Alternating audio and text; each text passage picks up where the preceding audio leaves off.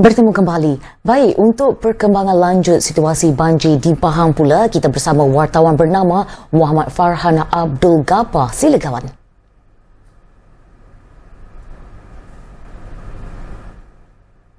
Bernama, saya kini langsung di lokasi kejadian tanah runtuh di laluan FT 218 Seksyen 3.0 Jalan Bentong Raup Lama di sini. Baik, untuk memperincikan keadaan terkini bersama saya Menteri Kanan Kerja Raya Datuk Seri Fazilah Yusof. Datuk Seri, terima kasih bersama Bernama TV. Datuk Seri, baik, boleh perincikan keadaan terkini kejadian tanah runtuh di sini? Okey, terima kasih pertama sekali kepada Bernama yang turut bersama untuk membuat liputan pada hari ini. Keadaan di sini sebenarnya berlaku pada 3 hari bulan yang lepas. Akibat hujan yang lebat, maka berlaku keruntuhan tanah.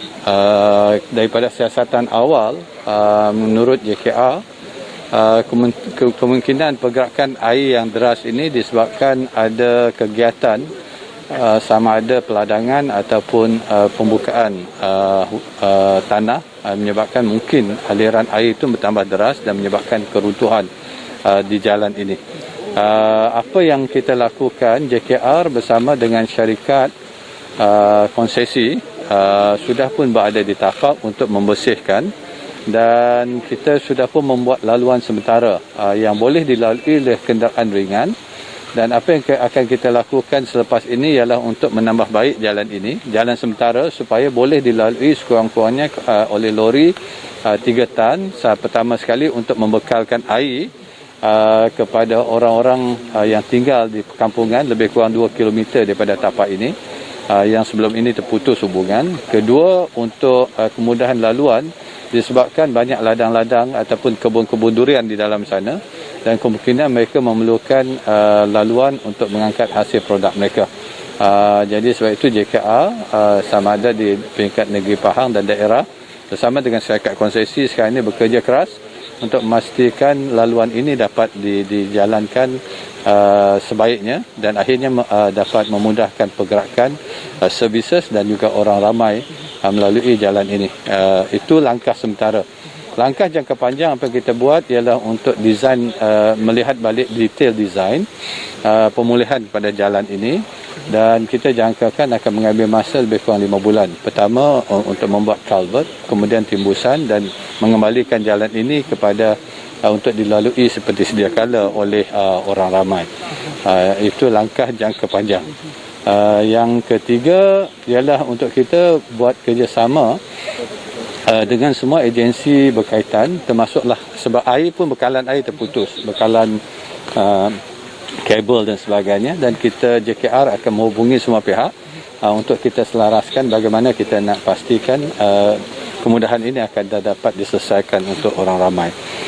Yang paling penting, dalam keadaan kita menghadapi musim tengkujuh, hujan lebat dan sebagainya, banyak jalan sekarang ini terputus. Hubungan di antara pantai barat yang nak ke Kuala Lumpur ataupun ke selatan utara daripada pantai timur sekarang ni terputus disebabkan jalan LPT 1 di seksyen 113 dan 115 memang tidak boleh dilalui. Tadi kami pun terpaksa naik bot, kemudian naik truk, 2 kali naik bot baru dapat sampai ke sini daripada Kuantan. Jalan laluan lain pun terputus sekarang ini disebabkan keadaan banjir air yang besar. Hanya laluan yang boleh dilalui setakat ini ialah melalui Kuantan, Muazzam untuk ke Negeri Sembilan, Bahau dan ke Segamat. Yang tu saja hanya laluan yang ada pada masa ini.